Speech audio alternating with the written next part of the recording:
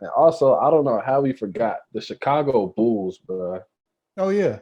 No, but I was about to ask you. All Chicago, right. I'm about to man. ask you. I'm about to ask you. All right. So, Trevon, what are the teams that you feel are the ones to look out for this season that not many people are like talking about?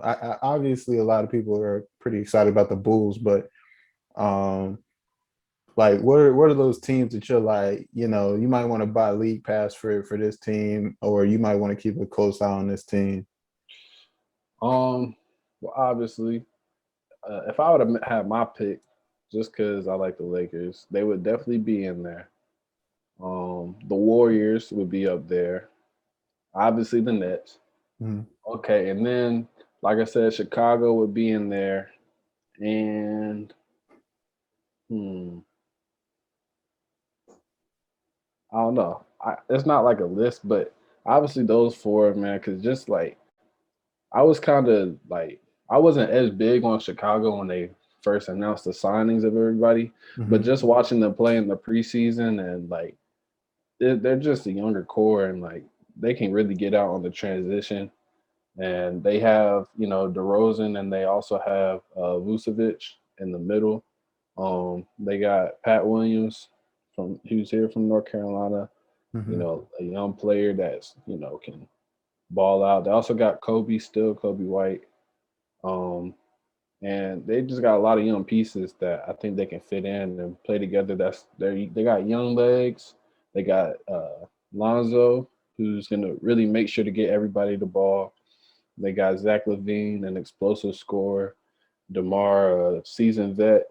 Caruso can play defense. He can really just do a lot of things for your team. That's gonna like be real positive, whether it's making a play, scoring, playing defense, and like I said, Vucevic who's skilled on the inside. But just those people, man, those teams, I felt like I would definitely pay to watch them on League Pass. So those are my picks. Yeah, most definitely. Like of course the Lakers, the Nets, though, all the top teams, though, those are given. So I'm gonna give the teams that maybe not too many people are, quote unquote talking about that I think are gonna be at least that I'm excited for. Uh, and of course the Warriors. I really want to see the Warriors and Clay, especially when Clay comes back. And then Steph is going bonkers. He's on the Warriors are on that list too. But you said one of them, the Chicago Bulls. That's probably the top one on my list that I'm really excited to see because I think with the scoring of Zach, we all know he can score, and Vooch, Vooch is down low, can stretch the floor as well. Then you have Demar, who's that, who can score the ball. I really like this fit for Lonzo Ball. I think it's a lot better fit than it was in New Orleans for him. I feel like you surround him with a lot of people that can score and shoot the ball. The floor is more open, and they can push it out in pace. He can push the ball, and now Lonzo is actually shooting the ball very well. Like I think he has become a really really good 3-point shooter, and he made a lot of really good strides when he was in New Orleans. But I feel like this team is just a better fit for him. Yeah, So I feel like this team. I'm not gonna say they're gonna go crazy, and a lot of people have been on them ever since the preseason. But yeah, um, I think this is a really good team. Like you mentioned, Caruso as well. I think this is a really good team that can be exciting and win games.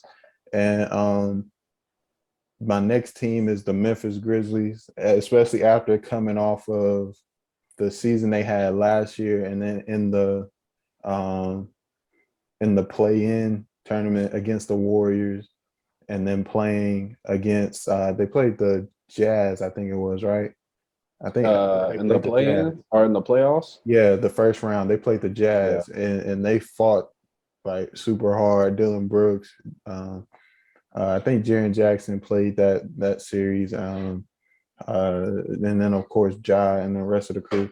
Like I'm really excited for them. And you already mentioned Ja's going crazy in the preseason. Um, Yeah, and uh, then my another team I'm really uh, looking forward to see is the uh, the Hornets. The Hornets. I want to see how they're gonna do building off of last season. They almost made it to um, they almost they almost made it through the play-in into the playoffs.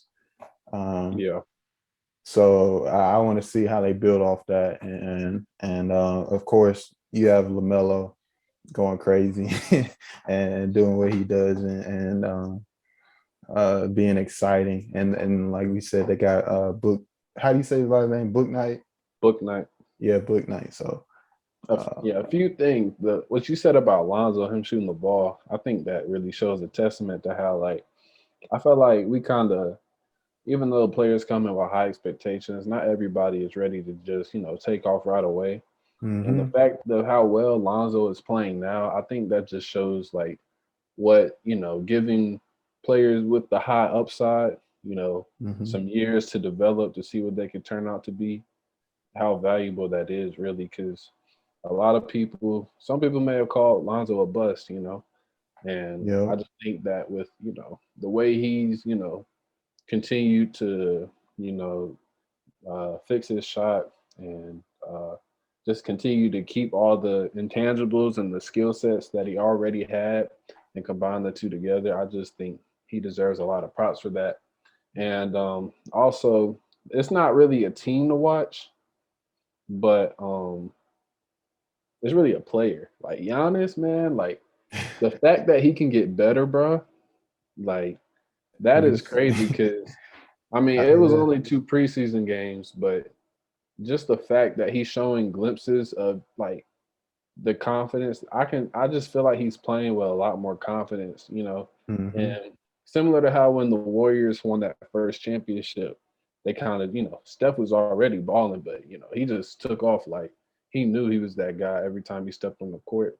And for watching those games where he was playing against the Jazz in Utah, and I think they played the Thunder at home in the preseason. mm-hmm.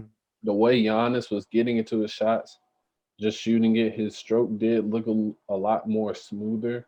It didn't look like he was really like, leaning his head back as much on his release. It was straight up, followed through strong. So I just feel like his game is still like ready to take another level because you already can't stop him in the paint. Yep. But if he just continues to kind of like how I said about Lonzo, like Giannis already is up here, but he can still get better, just like Lonzo kept getting better with his jumper, and like Mm-hmm. it's a scary sight.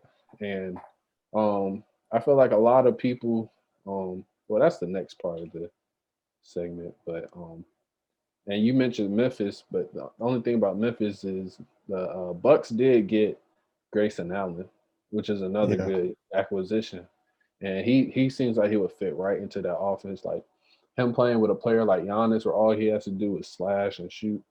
I really see him being a big piece. So Yeah. it's Most gonna it definitely. man.